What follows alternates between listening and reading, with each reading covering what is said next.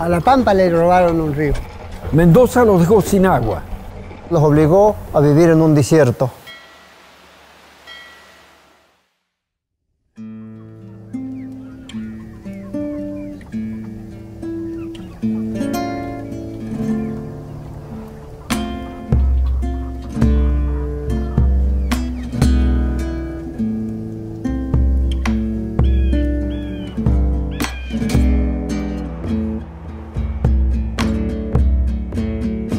El agua es vida, es salud, es desarrollo económico, social y cultural. Su privación en La Pampa generó un gran desequilibrio, pero más aún provocó desesperanza, desilusión y la nada misma. La pérdida del río Atuel indujo a que una cuarta parte del territorio pampeano se convirtiera en desierto. Hoy, la sonrisa de sus habitantes ha desaparecido. Una lágrima o miles caen en cada recuerdo sobre una tierra reseca de agua y vida. El Atuel, un río por demás caudaloso, ingresaba al territorio de lo que hoy es La Pampa por medio de 5 brazos. En la actualidad, nada quedó de 4 de esos afluentes. El único que mantiene su errático cauce es el arroyo de la Barda.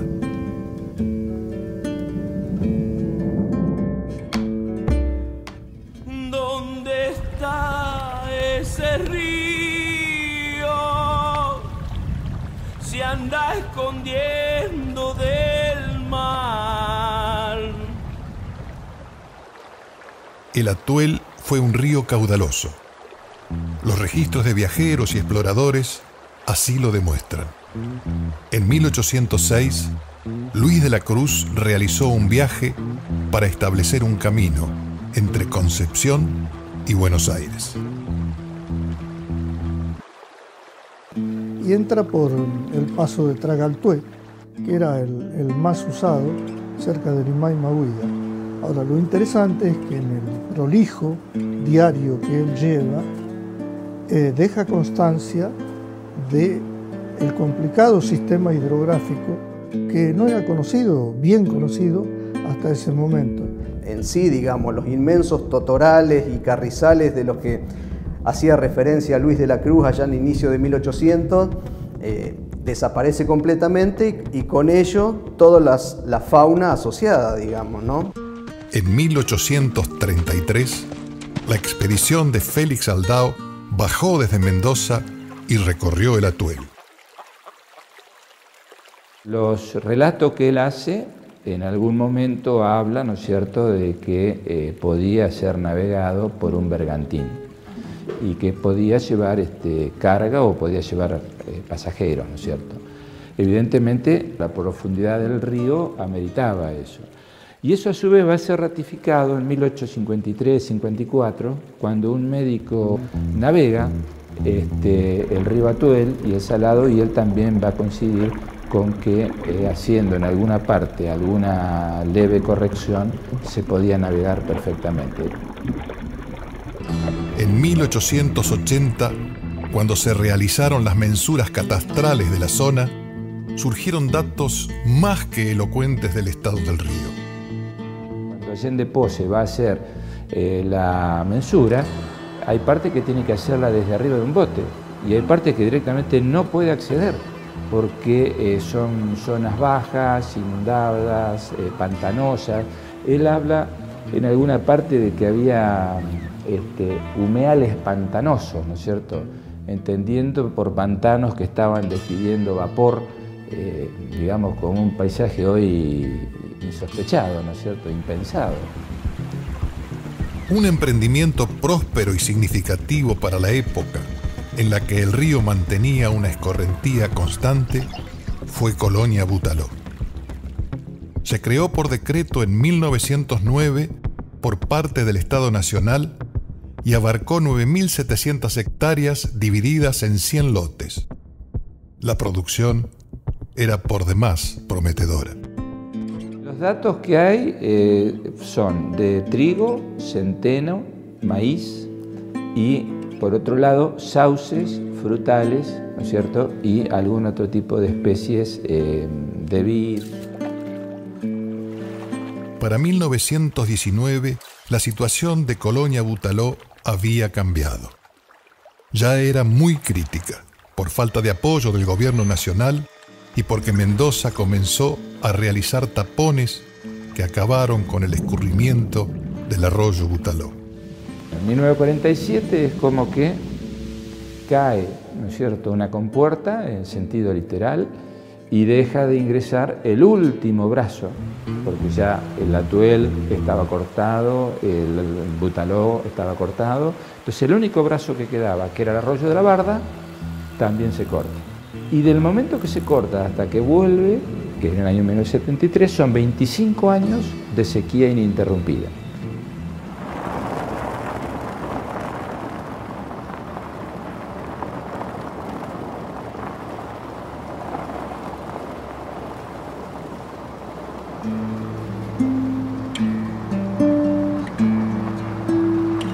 Cuando se cortó el agua del río, era impresionante la cantidad de peces en el momento que se morían y después lo que quedaba, toda esa pudrición que quedaba en los arroyos, eso tardó años en recuperarse. Pero los que se quedaron prácticamente hasta sus vidas estuvieron en riesgo. Me tocó ver, y más en época de seca, el deterioro, el terrible deterioro físico del ambiente, con la arena formando médanos, los cauces secos y demás, y además el deterioro humano, ¿no es cierto? Esta situación de desesperanza y miseria va a ser relatada por el telegrafista Ángel Garay en una nota que envía al general Perón en la década del 40. La desesperación habrá sido emocionalmente que me decidí a escribirle a Perón. Que ahí eso era un desastre, que la gente estaba quedando sin ninguna propiedad, estaban muy pobres, estaban con riesgo de vida, habían perdido las haciendas, no tenían capital, que había que hacer algo para tratar de paliar la situación. Los que podían irse se iban, algunos se iban en un carrito, en un carro de 4 ruedas o en una jardinera grande. Y cargaban su cosita y se iban, desesperados porque ya se le habían muerto las pocas chivas que tenían y esto, qué sé yo. Entonces se iban. Y cuando aparece este problema con esta mujer que se me presenta con el hijo muerto y qué sé yo, bueno, ahí no sé, porque no había ni para tomar agua. Esta información brindada por Garay posibilitó que el gobierno nacional tome intervención y que luego de varios vaivenes se dicte la resolución 50/49 sin ningún resultado favorable para la provincia de La Pampa. Ellos proponían algo así como 3 sueltas anuales de 1 semana cada una, ¿verdad? Y de un caudal, digamos, un caudal bajo, pero a su vez nunca se cumplió. Mendoza nunca la ejecutó. Pese a ello, La Pampa no se rindió y presentó una demanda en octubre de 1979, cuyo fallo se dictó 8 años después. ¿Cuál es la posición de Mendoza? ¿Qué han dicho en esta reunión ustedes? Bueno, nosotros hemos reiterado lo que ha sido la política tradicional de Mendoza en materia de utilización de aguas. Nosotros hemos defendido la tesis de que el río Atuel es un río provincial. La interprovincialidad está reconocida, nada menos que por la Corte Suprema de Justicia. Lo que no se ha efectivizado es lo que la Corte pidió, llegar a un acuerdo, que Mendoza negó de todas las formas y en todos los intentos que se hizo. El daño provocado fue de tal magnitud que cuando se analizan los censos poblacionales se puede vislumbrar claramente cómo los descensos de población coinciden con los cortes del río Atuel. El primer corte en 1918, el segundo en 1933 y el otro en 1947, y son momentos en que la población va descendiendo. Nosotros podemos ver claramente el comportamiento demográfico y cómo ¿no? A partir de ese corte definitivo, la población emigra. Yo llegué a La Pampa en el 56, es decir, con el Atuel ya cortado, con el gran desastre productivo, ecológico y poblacional, lo que se llamó la diáspora saladina. El censo nacional, reitero, nacional, de 1905, le da a General Alvear en Mendoza 3.200 habitantes y a Santa Isabel en La Pampa 3.000. El censo también nacional de 2010, ya con todo el problema del río en el medio, le da a General Alvear más de 50.000 habitantes y a Santa Isabel 2.500. Mientras nuestros departamentos, en el caso de Chicalcó y Chalileo, decrecen drásticamente de población, los dos departamentos que se benefician con las obras del Atuel crecen de modo exponencial. Todos dicen la juventud se va de los campos y quedamos las personas grandes nomás, pero yo creo que también tenemos que intentar algo para que se queden y demostrarle, buscar alternativas, como quien dice, ¿no? Y los que se quedan son los que nos permiten a nosotros hoy también reconstruir esa historia y bueno, y cómo tuvieron que también readecuar su vida a una situación sin río. El agua, escasa y de muy mala calidad, se extrae de profundos pozos cavados a pico y pala por denodados poceros, quienes arriesgan su vida para encontrar este vital elemento, el cual se utiliza para consumo humano.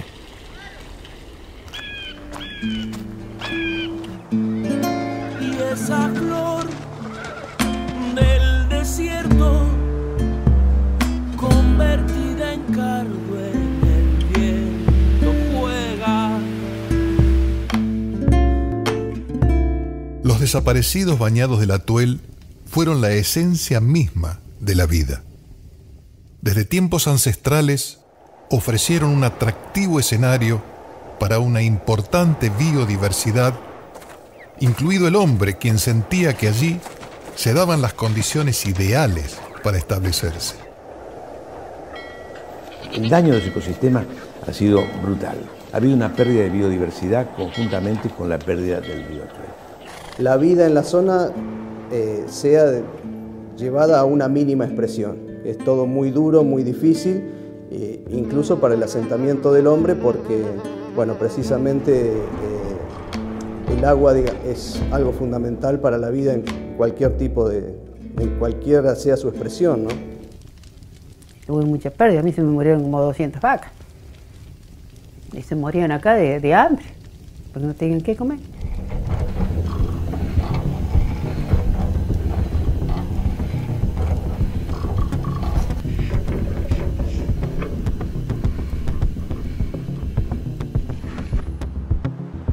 Gran parte de los cauces hoy se encuentran tapados.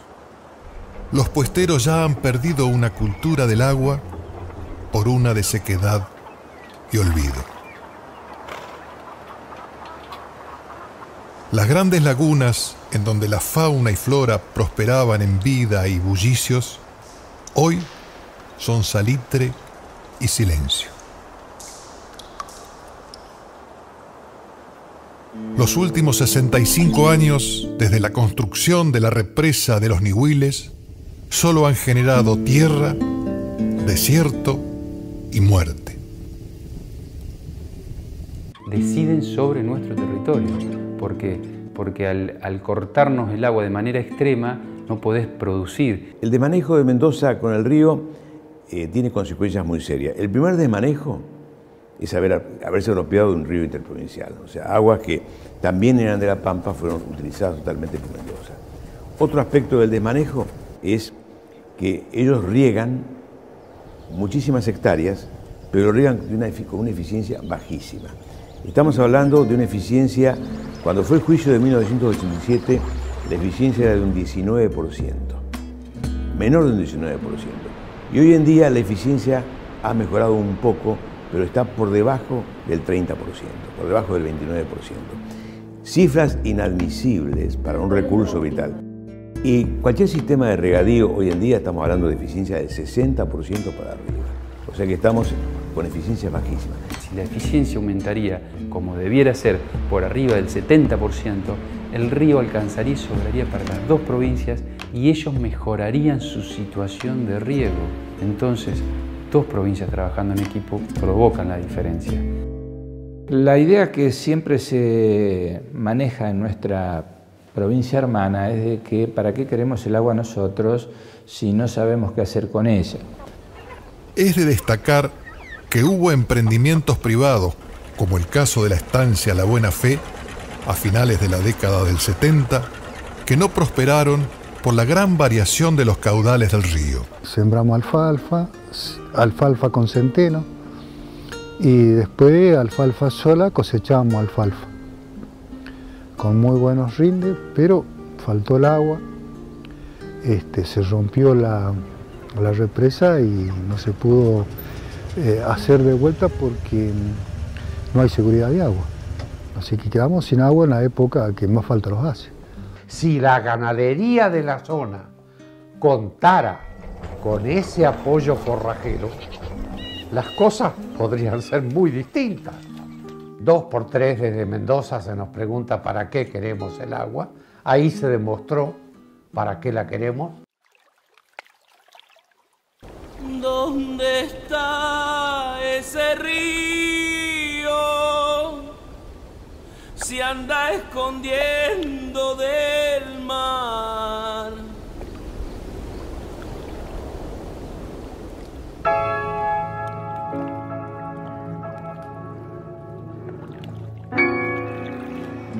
En julio de 2016, la entidad internacional, por medio de un comunicado difundido por expertos en derechos humanos, pidió al gobierno nacional una solución definitiva al conflicto para que se garantice el acceso equitativo al agua y se respeten los derechos humanos de las miles de personas afectadas desde hace 7 décadas. La provincia de La Pampa, desde la Secretaría de Recursos Hídricos, informó a 2 requerimientos en el año 2014 y 2015, los cuales fueron tenidos en cuenta. Los relatores contestaron sobre el derecho humano al agua, sobre el derecho a la alimentación, sobre el derecho al ambiente equitativo, al ambiente sano, justamente que es el tema de la desertización de nuestro oeste pampeano. Yo a lo mejor me considero ignorante en ese sentido, ¿no? Pero uno ve lo natural, ¿no es cierto? Y uno piensa, capaz que uno es incalculable lo que uno le causa a la naturaleza por cortar algo, ¿no?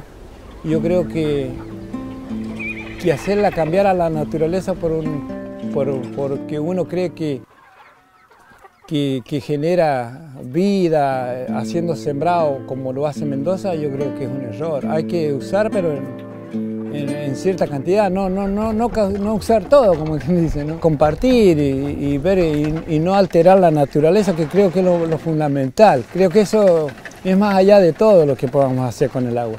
A veces uno se piensa en el daño para atrás. El daño para atrás fue muy grave, por eso tenemos daño hoy. Cada día que pasa se aumenta ese valor del daño y cuanto más pase, ese daño va a ser mayor e irrecuperable.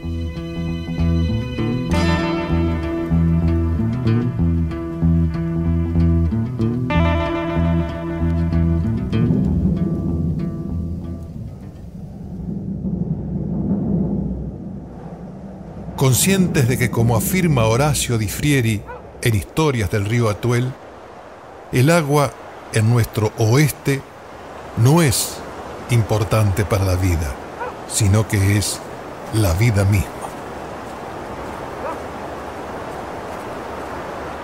A mí me gustaría que ellos larguen el agua, pero que también sepan que nosotros la podemos utilizar igual que ellos, que nosotros nos puede beneficiar en mucho más, un poco más que no tenerlo. Como nos corresponde el aire, como nos corresponde vivir tranquilo y andar en un país libre para todos lados, y el agua tendrá que correr por todos lados. Que vuelva el río, ¿para qué? Para que mejoren sus condiciones de vida, para que pueda haber una actividad productiva que dignifique sus vidas. De que el agua cuando viene nos trae muchos beneficios es innegable, y sabe lo que da el agua, lo que uno puede hacer con agua, ¿no es cierto?, teniendo agua, pero sin agua no puedes hacer nada. Yo pienso que la gente de Mendoza tiene que entender que el río Atuel también es pampeano, porque a nosotros también nos corresponde. Así como Mendoza puede regar la finca, nosotros podemos hacer chacras. No sé cómo se resolverá, pero creo que es una necesidad que tenemos, ya te digo. No solo nosotros, no solo los pobladores de la zona, sino creo que la naturaleza misma, la fauna de la zona lo precisa. Hay una gran ligazón a la tierra, sobre todo de las familias que vivieron y que viven resistiendo más allá de los acontecimientos. Porque quizá su único deseo sea recuperar un río que alguna vez le fue sustraído.